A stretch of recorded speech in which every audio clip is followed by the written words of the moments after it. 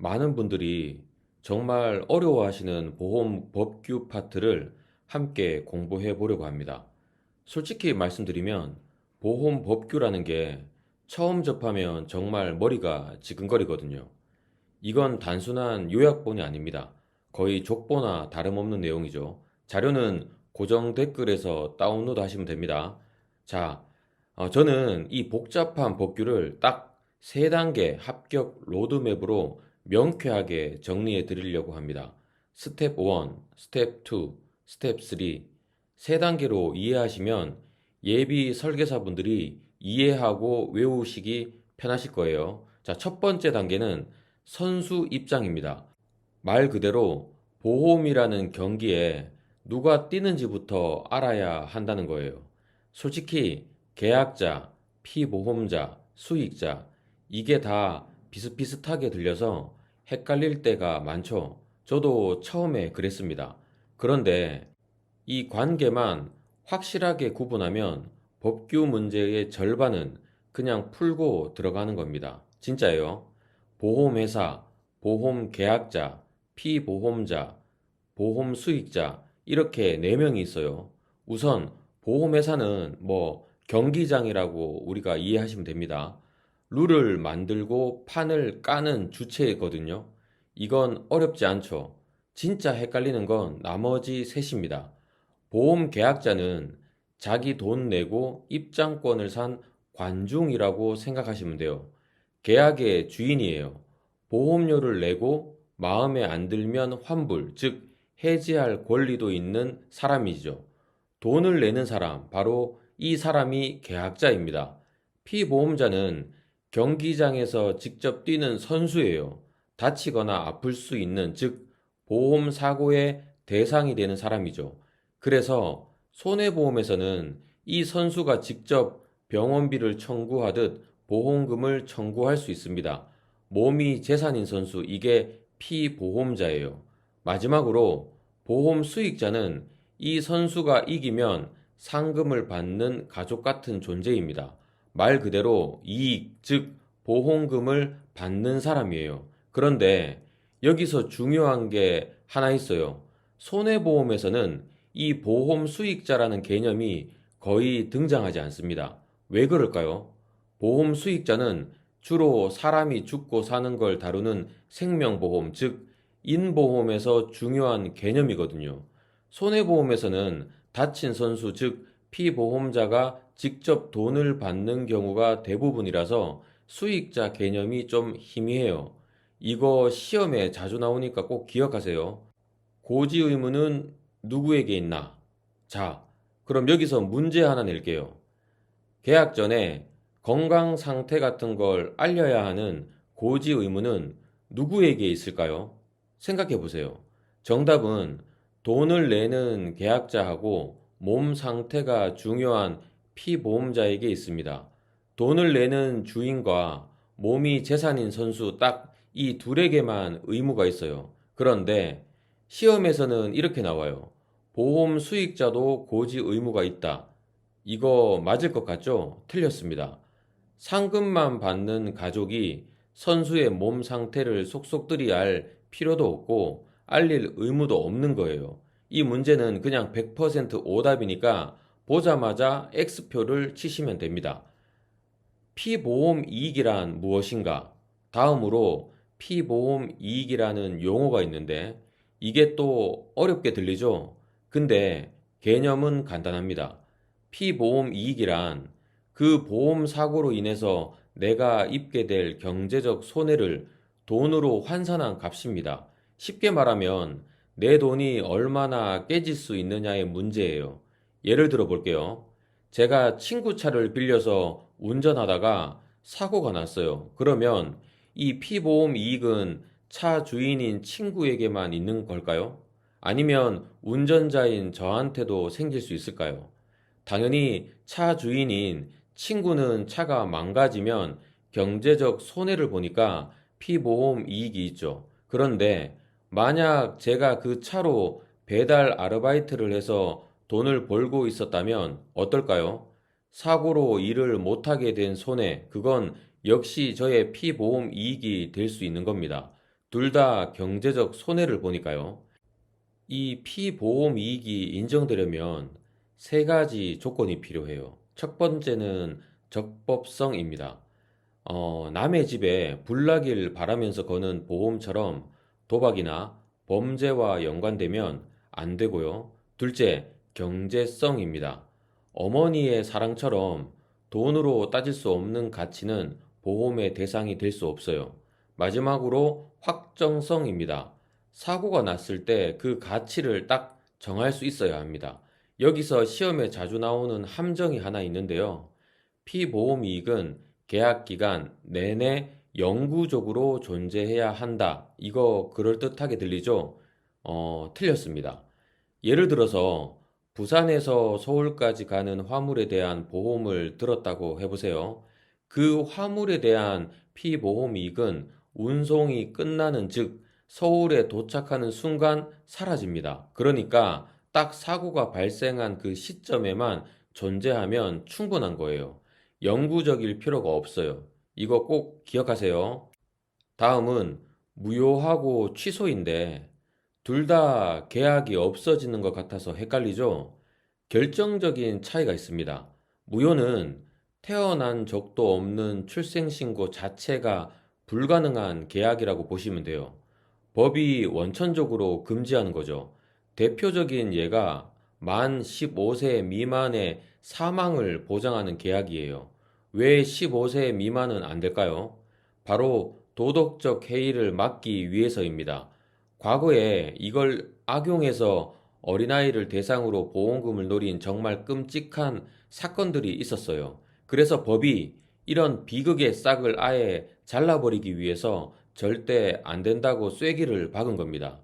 단순히 나이를 외우기보다 그 이면에 있는 사회적 보호 장치를 이해하면 훨씬 기억에 오래 남아요.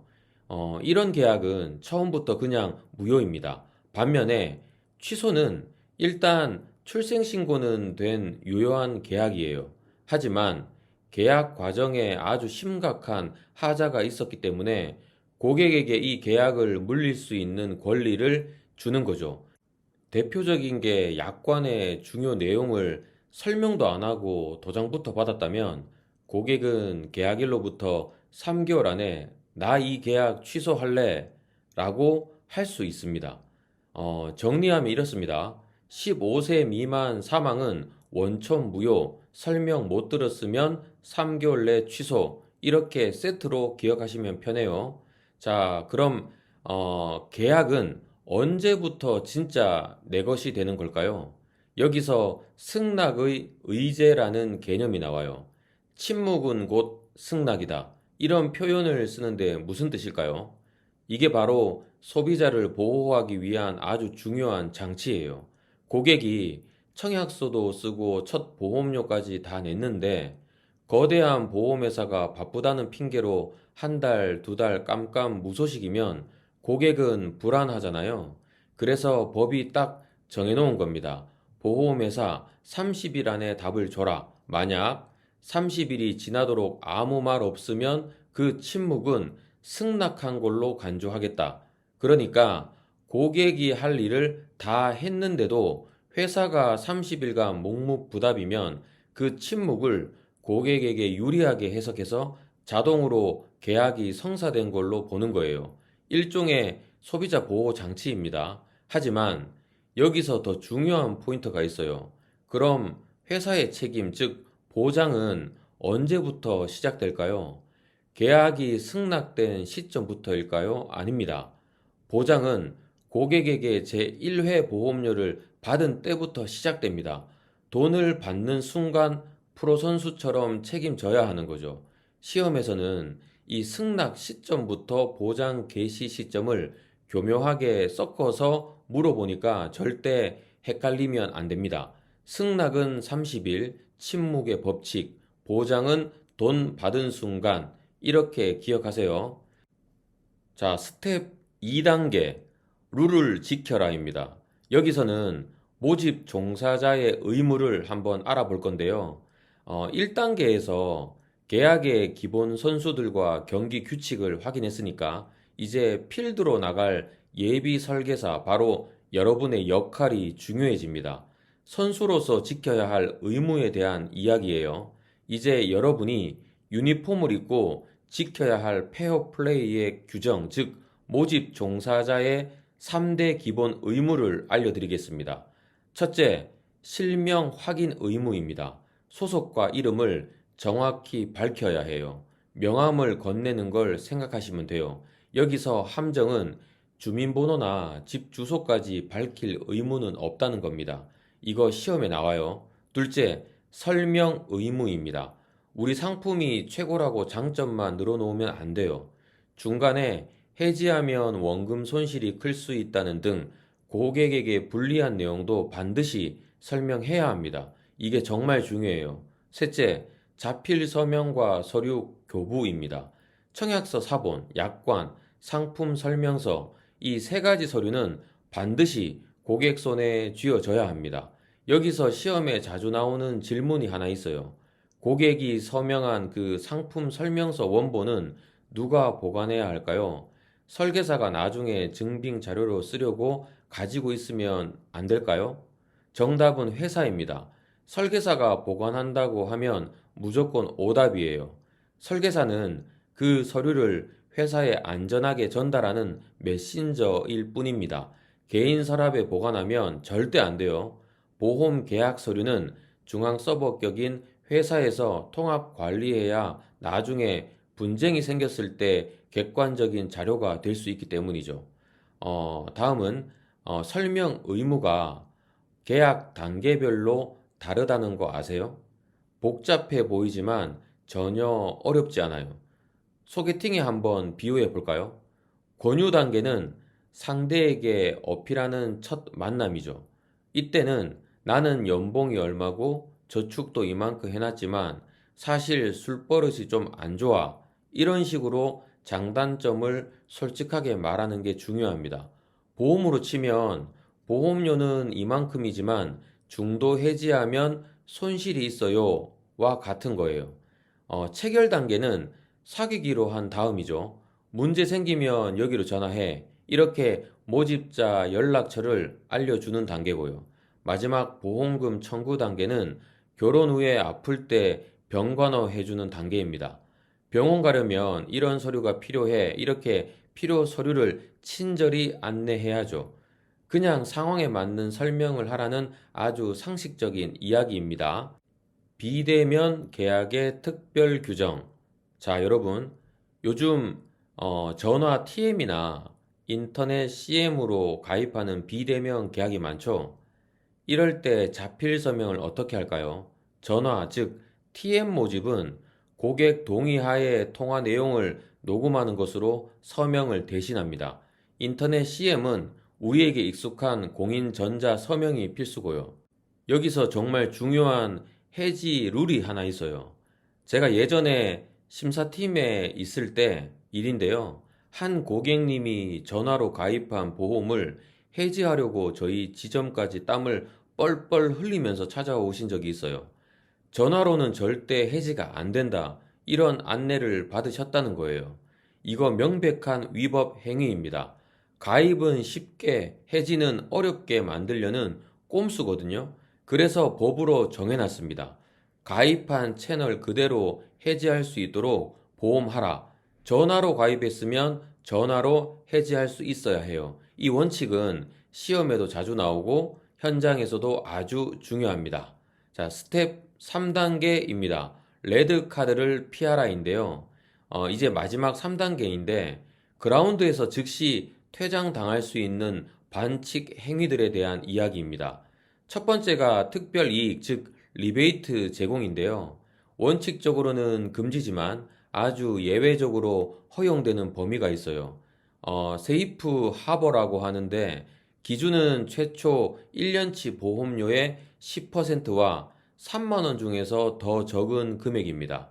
여기서 여러분 놀라실 거예요. 3만 원이요? 요즘 물가를 생각하면 사실상 아무것도 주지 말라는 신호처럼 들리죠? 그게 바로 이 법의 취지입니다. 설계사들이 상품의 품질이나 서비스가 아니라 누가 더 비싼 사은품을 주나 이걸로 경쟁하는 걸 막기 위해서예요. 그런 과당 경쟁은 결국 보험료 인상으로 이어져서 모든 소비자에게 피해를 주거든요. 그래서 상식적인 금액인 3만 원으로 상한선을 딱 그어 놓은 겁니다. 예를 들어 볼게요.